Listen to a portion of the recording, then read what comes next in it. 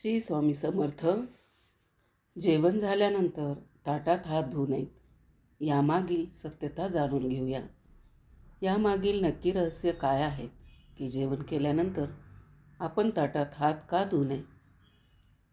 सध्या ग्रामीण भागात आणि बऱ्याच ठिकाणी असं दिसून येते की अनेक लोक जेवण केल्यानंतर त्याच ताटात हात धुतात, पण हे अत्यंत चुकीचे आहे. जेवण केलेल्या ताटात हात का धुऊ नये, यामागे नक्की रहस्य काय आहे, हे आज आपण आजच्या या व्हिडिओमध्ये जाणून घेणार आहोत. एक अत्यंत गरीब माणूस होता. गरीब कुटुंब होतं. तो गरीब व्यक्ती जेवायला बसला तेव्हा त्याची जी पत्नी होती तिने डाळ, भात, भाजी, पोळ्या बनवल्या होत्या आणि हे सर्व पदार्थ ताटात घालून आणि घरी जे काही लोणचं होतं ते सर्व ताटात घालून जेवणाचे ताट तयार करून घेऊन येते. तो माणूस जेवायला बसला होताच तेवढ्यात दारात एक महात्माजी भिक्षुक आले आणि ते म्हणाले, हे भाऊ भिक्षाम देही, हे भाऊ भिक्षाम देही. भाऊ, मी खूप उपाशी आहे. मला खूप भूक लागलेली आहे. मला काही जेवण मिळेल का? मी खूप दिवसापासून उपाशी आहे. तो माणूस बेचारा जेवायला बसला होता. समोर ताट आहे आणि दारात एक उपाशी माणूस उभा आहे. त्या माणसाने आदरपूर्वक त्याला बोलवलं. या महात्माजी, आपण कुठून आले आहात? आमचे भाग्य खूप मोठं आहे. तुम्ही आमच्या घरी आला आहात. तुमचे पाय आमच्या दारी लागलेत. हे आमचं खूप मोठं भाग्य. ते तपस्वी महात्मा होते. आसन देऊन त्यांना जेवायला बसवलं. स्वतःसाठी तयार केलेले ताट त्यांनी त्या तपस्वी महात्माजींना दिलं. त्या गरीब व्यक्तीच्या घरात जे जेवण बनवलं होतं ते अगदी थोडंसंच बनवले होते. ते दोघे पती पत्नी या दोघांकरिताच, कारण घरात काहीच जास्त नव्हतं. ते गरीब लोक होते. जेवढं होतं तेवढे बनवले होते. थोडीशी डाळ, भात, भाजी हे सुद्धा कधी कधी ते मागून आणून खात होते. जे मिळत होतं तेच खात होते. आज जे जेवण होतं ते त्यांच्यासाठी देखील थोडं कमीच होतं. आता अतिथी आले. महात्माजी होते. त्यांना जेवायला दिलं. तो माणूस शांतपणे बसला आणि त्यांना जेवण देत राहिला. महात्माजी जेवण करू लागले. महात्माजी म्हणाले, आणखीन आणा, आणखीन थोडं जेवण आणा. त्यावर त्याची पत्नीने सांगितले, आता फक्त शेवटच्या 2 पोळ्या उरल्या आहेत आणि तेवढ्याच उरलेल्या आहेत. जेव्हा त्यांच्या पत्नीने सांगितले की फक्त शेवटच्या 2 पोळ्या आता शिल्लक उरल्या आहेत, तेव्हा ते बाहेर जेवायला बसलेल्या महात्माजीने ऐकलं की आता त्यांच्याकडे फक्त 2च पोळ्या उरल्या आहेत, बाकी काहीच नाही. तो गरीब माणूस 2 पोळ्या घेऊन आला आणि म्हणाला, महाराज हा प्रसाद घ्या. महात्माजींना त्याने विचारले, 2 पोळ्या देऊ का? त्यावर महात्माजी म्हणाले, नको नको, आता नको. त्यांनाही समजलं की आता हे गरीब लोक काय खाणार, म्हणून त्यांनी त्या पोळ्या घेण्यास नकार दिला. त्या गरीब माणसाने हात जोडून सांगितलं, तुम्ही आमचे अतिथी आहात. तुम्ही पोटभर जेवण केल्यानंतरच. महात्माजी म्हणाले, ठीक आहे, ठेवा मग 1 पोळी. त्यांनी ठेवली आणि दुसरी पोळी शिल्लक उरली. त्या महात्माजीने म्हणजे अतिथीने डाळ, भात, भाजी खाल्ली. आरामात 5 पोळ्या खाल्ल्या आणि पोटभर खाल्ल्यावर आनंदी झाले. 5 पोळ्या खाऊन त्यांचे पोट भरलं आणि ते त्यांच्या मार्गाने निघून गेले. आता त्या गरीब माणसाच्या घरी दोघे नवरा बायको जेवणाचे उरले होते. त्यांनी जेवणाची सर्व भांडी बाहेर आणून ठेवली आणि एक ताट लावले. उरलेली भांडी, थोडीशी भाजी, थोडासा भात होता, डाळ होती, त्यातून दोघांनी आपलं ताट तयार केलं. 1 पोळी उरली होती, ती दोघांनी अर्धी अर्धी घेतली. मग त्या दोघांनी जेवण केलं. आपण विचार करा, अर्ध्या पोळीने कोणाचे पोट भरतं? दिवसभर त्या माणसाने काहीही खाल्लं नव्हतं. संध्याकाळीही काही मिळालं नाही. फक्त 1 वेळेसचं जेवायला मिळालं आणि नाश्ता काही नाही झाला नाही. फक्त अर्धी अर्धी पोळी मिळाली. त्यांनी ती अर्धी पोळी खाल्ली. दोघांनी थोडं खाल्लं आणि जसे त्यांनी जेवण केलं तेव्हा ते हात धुवायला बाहेर गेले. पूर्वी लोक अंगणात बाहेर जाऊन हात धुवत असे, कारण ही परंपरा आहे की ताटात हात धुतले जात नाहीत. तुम्हीही हे पाहिलं असेल की लोक ताटात हात धुत नाहीत तर बाहेर जाऊन हात धुतात. आजही अनेक लोक आहेत की जे ताटात हात धुत नाहीत. इतक्या मोठ्या भंडाऱ्यात जिथे 30 ते 40 हजार लोकांचे जेवण बनतं, पण तिथेही कोणी ताटात हात धुवत नाही. ताटात हात धुण्याचा नियम नाही. ताटात हात धुवू नये. खूप लोक असतात जे घरात जेवण करतात आणि जेवण झाल्यानंतर आजकाल आळस इतका वाढला आहे की जेवणाच्या ताटावरून उठून जाऊन बाजूला हात धुवायला कंटाळा करतात, म्हणजे वॉश बेसिनपर्यंत जाऊन हात धुवू शकत नाहीत आणि तिथेच बसून ताटात हात धुतात. हात कधीही ताटात धुवू नयेत. ताटात व्यवस्थित जेवण करा.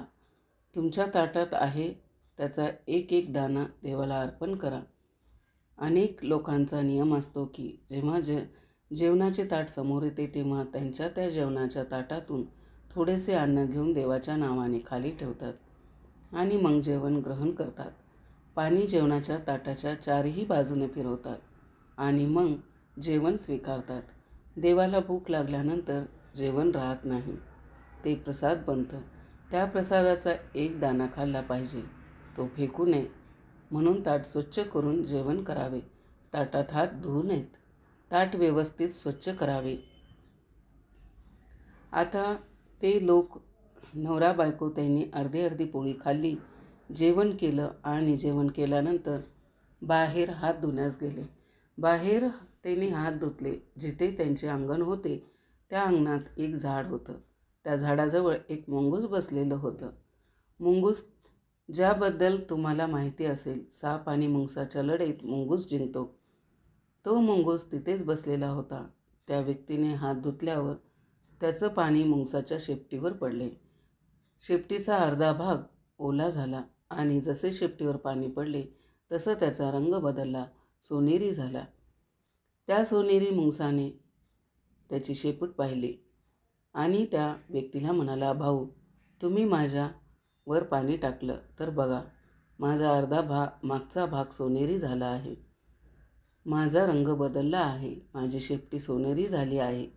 तुम्ही एक काम करा, माझ्या पूर्ण शरीरावर पाणी टाका, म्हणजे मी सुंदर होईल. तो गरीब व्यक्ती म्हणाला, नाही, मी तर माझे हात धुवून घेतले आहेत. मुंगूस म्हणाला, ठीक आहे भाऊ, काही हरकत नाही, पण तुम्ही हे सांगा की तुमचं हात धुतलेलं पाणी माझ्या शरीरावर पडल्यामुळे माझा रंग कसा बदलला, सोनेरी कसा झाला? आता पूर्ण शरीर सोनेरी कसं होईल? उद्या मी परत येतो आणि तुम्ही माझ्या शरीरावर उद्या परत हात धुवा. तो गरीब व्यक्ती म्हणाला, नाही, आता तू जा. धर्मराज युधिष्ठिरांच्या राज्यात जा. ते यज्ञ करत आहेत. त्या यज्ञात खूप सारे तपस्वी, महात्मा आणि खूप सारे ब्राह्मण लोक आले आहेत. जिथे आणि तपस्वी महात्मा हात धुतात तिथे तू जा. धर्मराज युधिष्ठिर सर्वांना अन्नदान करत आहे. खूप मोठे यज्ञ चालू आहे. जा. जर तुझा एखाद्या व्यक्तीच्या, एखाद्या ब्राह्मणाच्या किंवा एखाद्या तपस्वीच्या हात धुतलेल्या पाण्यामुळे तुझा रंग सोनेरी झाला तर समज धर्मराजाचा यज्ञ पूर्ण झाला, संपन्न झाला. आता मुंगूस खूप आनंदी होऊन धर्मराज युधिष्ठिरांच्या राज्यात गेले. जिथे खूप सारे अनेक लोक जेवण करत होते, तपस्वी होते, एकापेक्षा एक महात्मा होते आणि काही ब्राह्मणही होते. जिथे सर्व लोक हात धुवत आहेत तिथे मुंगूस जाऊन बसले.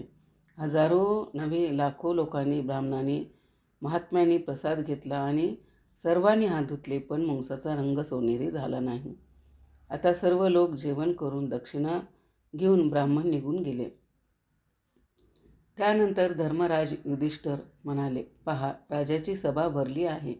त्या राजाच्या सभेत जाऊन म्हणाला, भीम म्हणाला, पहा, आजपर्यंतच्या इतिहासात एवढं मोठं अन्नदान जितके आमच्या मोठ्या भावाने धर्मराज युधिष्ठिराने केलं आहे, इतकं मोठं यज्ञ कोणीही केलं नाही. इतकं मोठं अन्नदान कोणीही केलं नाही. इतकं सोनं, चांदी, हिरे, मोती जे दान दिलं आहे, इतका मोठा दान आजवर कोणीही केलं नाही. तेव्हा मुंगूस बोलू लागला. मुंगूस म्हणाला, भीम भाऊ, शांत राहा. इथे कुठलाही यज्ञ झाला नाही. यज्ञ तर एक गरीब माणसाच्या घरी झाला होता. भीमने मुंगसाला बोलवले आणि विचारले, तू कोण आहेस? मुंगूस म्हणाला, भैया, मी मुंगूस आहे. भीम म्हणाला, मग तुझं शरीर सोनेरी कसं झालं? अर्धे शरीर सोनेरी कसं झालं? मुंगूस तर असं नव्हतं, तुझं हे केस सोनेरी चमकत आहेत, असं कसं झालं? त्याने सांगितलं, भीम महाराज, जवळच एक गाव आहे. त्या गावात एक गरीब माणूस राहतो, जो खूप श्रद्धा आणि भक्तीने देवाला मानतो. त्याला जे काही भिक्षेमध्ये मिळतं त्याचे जेवण बनवून तो खातो. त्याने जेवण करून जसे हात धुतले आणि त्याचे पाणी माझ्या शरीरावर पडलं, तसं माझं अर्ध शरीर सोनेरी झालं. त्यांनी सांगितलं, युधिष्ठिराच्या यज्ञात जा. जर तुझं पूर्ण शरीर सोनेरी झालं तर समज त्यांचा यज्ञ पूर्ण झाला. पण ऐक, भीम, तुझा यज्ञ अजून पूर्ण झाला नाही. मी इथे बसलो आहे, भिजत राहिलो, माझं शरीर सोनेरी झालं नाही. आणि तुम्ही म्हणतात धर्मराजाने एवढं मोठं यज्ञ केलं, एवढं मोठं दान केलं. तो गरीब माणूस होता आणि त्याच्या हात धुण्यामुळे माझं शरीर बदललं. इथे तर खूप लोकांनी खाल्लं, काही झालं नाही. इतक्या ब्राह्मणांनी खाल्लं तरी काहीच झालं नाही. आता श्रीकृष्ण त्या सभेतच बसले होते. श्रीकृष्ण मंद हसत होते. अर्जुन म्हणाला, हे श्याम, हा मुंगूस कोण आहे आणि हा काय सांगत आहे? आम्हाला माहिती नाही, तुम्ही सांगा, यज्ञ पूर्ण झाला की नाही? आता सभेत चर्चा होऊ लागली की धर्मराज यांनी एवढे पैसे खर्च केले आहेत पण त्यांचा यज्ञ पूर्ण झाला नाही. मुंगूस म्हणत आहे की यज्ञ तर पूर्ण झाला नाही. जोपर्यंत पूर्ण शरीर सोनेरी होणार नाही तोपर्यंत यज्ञ पूर्ण मानला जाणार नाही, संपन्न होणार नाही. आता श्रीकृष्णाजीने विचारलं. तेव्हा श्रीकृष्णजी म्हणाले, ऐक, तुमचा यज्ञ अजून पूर्ण झाला नाही, म्हणूनच त्याचं शरीर अजून पूर्ण सोनेरी झालं नाही. जेव्हा तुमचा यज्ञ पूर्ण होईल तेव्हा त्याचं शरीर नक्कीच सोनेरी होईल. अर्जुन म्हणाला, प्रभू, माझ्या भावाने जितका मोठा यज्ञ केला तसा यज्ञ आजवर कोणीही केला नाही. जर कोणी केला नाही तर त्याचं अर्ध शरीर सोनेरी कसं झालं नाही हे सांगा. आधी तर एवढा मोठा यज्ञ कोणी केला नाही आणि जर त्याचं पूर्ण शरीर सोनेरी होणार असेल तर अजून त्याचं अर्धे शरीर सोनेरी कसं झालं नाही हे मला जाणून घ्यायचं आहे. तेव्हा भगवान श्रीकृष्ण म्हणाले, मुंगूस सोनेरी कसा झाला नाही? अजून हा मुंगूस त्या गावात गेला होता. तो एक गरीब माणसाकडे गेला होता, जो देवाला श्रद्धा आणि भक्तीने स्मरण करतो आणि देवावर खूप श्रद्धा ठेवतो. त्याच्या मनात कुठलाही छलकपट नाही, सरळ स्वभावाचा होता. तो जेवणासाठी बसला होता. तसाच एक अतिथी आला. त्याने आपले ताट पुढे केले आणि संतोषजनक जेवण त्याला दिले. आपले संपूर्ण ताट त्याने अतिथीला अर्पण केले.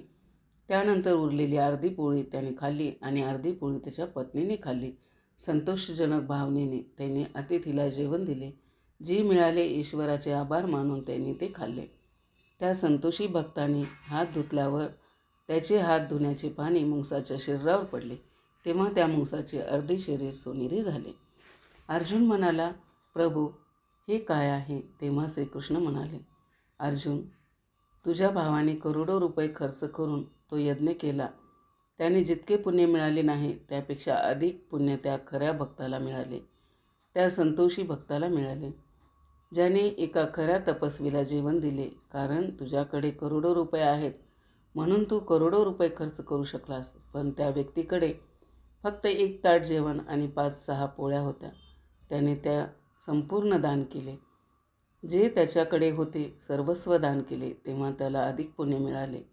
त्याच्या सर्वस्वाच्या नावावर फक्त ताटातील जेवणाच त्याची संपत्ती होती, तीच त्याची मालमत्ता होती. अर्जुन म्हणाला, आता याचे पूर्ण शरीर सोनेरी कसे होईल?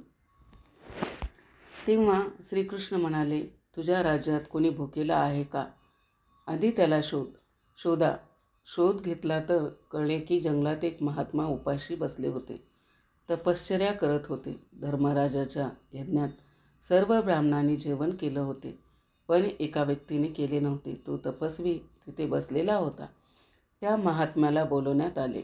विनंती करण्यात आली की चला, आपण जेवण करा. त्यांना जेवण दिले गेले आणि जसे त्यांनी हात धुतले त्यांचे हात धुण्याचे पाणी मुंगसाच्या शरीरावर पडले आणि त्याचे संपूर्ण शरीर सोनेरी झाले. पुढे पासून मागेपर्यंत तो एकसारखा सोनेरी झाला आणि तिथे एक घंटा बांधलेली होती आणि तो आपोआप टणटण वाजू लागली. युधिष्ठिर, तुमचा यज्ञ संपन्न झाला. यज्ञ कधी संपन्न होतो? जेव्हा जेवण दिले जाते. कोणत्याही यज्ञ करा, पण जोपर्यंत अन्नदान गरजू लोकांना करत नाही, खऱ्या संत ऋषीमुनींना दान करत नाही, तोपर्यंत यज्ञ पूर्ण होणार नाही. त्यामुळे सर्वात मोठा यज्ञ म्हणजे भुकेलेल्यांना जेवण देणे. अन्नदानाचा यज्ञ असतो. तुम्ही इतर कोणत्याही यज्ञामध्ये जास्त गुंतू नका. गरजू भुकेल्या व्यक्तींना जेवण द्या. तोच सर्वात मोठा यज्ञ आहे. त्यामुळे खऱ्या मनाने केलेले दान, गरजूला केलेले दान आणि भुकेलेल्यांना दिलेले जेवण कोणत्याही यज्ञापेक्षा कमी नाही. अन्नदान हीच सर्वश्रेष्ठ दान आहे. आणि सर्वात महत्त्वाचे म्हणजे जेवण केलेल्या थाळीमध्ये हात धुतल्याने थाळीमध्ये असलेल्या अन्नाचा, प्रसादाचा अपमान होतो आणि त्यामुळे माता अन्नपूर्णा आणि माता लक्ष्मी आपल्यावर रुष्ट होतात आणि त्यामुळेच आपल्या घरामध्ये गरिबीही येते. म्हणूनच जेवणाच्या थाळीमध्ये कधीही हात धुवू नयेत. जर तुम्हाला माझा व्हिडिओ आवडला असेल तर व्हिडिओला एक लाईक आणि माझ्या चॅनलला सबस्क्राईब नक्की करा आणि कमेंटमध्ये श्री महालक्ष्मी माता प्रसन्न असे नक्की लिहा. कसा वाटला माझा व्हिडिओ कमेंट करून नक्की सांगा आणि शेवटपर्यंत पाहिल्याबद्दल माझ्या व्हिडिओला तुमचे मनापासून आभार.